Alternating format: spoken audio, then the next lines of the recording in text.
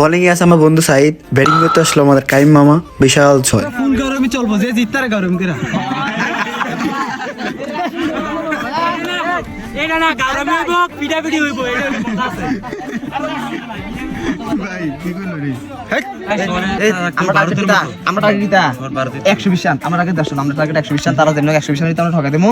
R I K জোর করে লাগতে হবে, আমরা তারা ভালো ফিল্ডিং দিই, ভালো ফিল্ডিং আছে মেইন ফিল্ডিংটা, কারণ সকাল ব্যাটিং হিট বের না নাই, ফিল্ডিং এ যে একটা ছক্কা ছাড় দাও শেষ, কিন্তু বুঝুনি একটা সময় কি জিনিস মানে বল লুটছিলাম এইরকম গতি সাথে বলতে ওয়াইড যায় আর আমি বাইরে। আসসালামু আলাইকুম, সবাই কেমন আছেন? আশা করি সবাই ভালো আছেন। আজকে বড় ছোট খেলা, আমি ছোট দলে ফার্স্ট শুরুটা ভালোই করে তারপর পরে আবার আউট হয়ে যায়। তো যাই হোক, আলামিন ভালোই ব্যাট করতেছিল।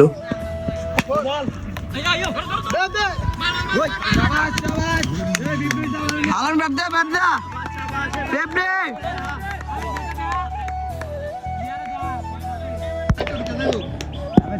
যাবে আরে যাইবো রে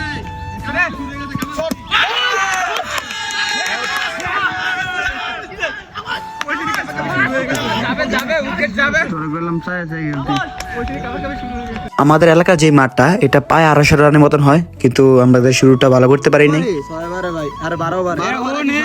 এটা কথা কই দেখছস তো, বড়রা কিন্তু আম্পায়ার উঠে দিয়ে একটা কথা কইছে না, আম্পায়ার যেটা কই এটা কেউ কোনো কমেন্ট করবি না। শেষ দোস্ত ভালো গেছে, তোমার অনুমতি কি দোস্ত?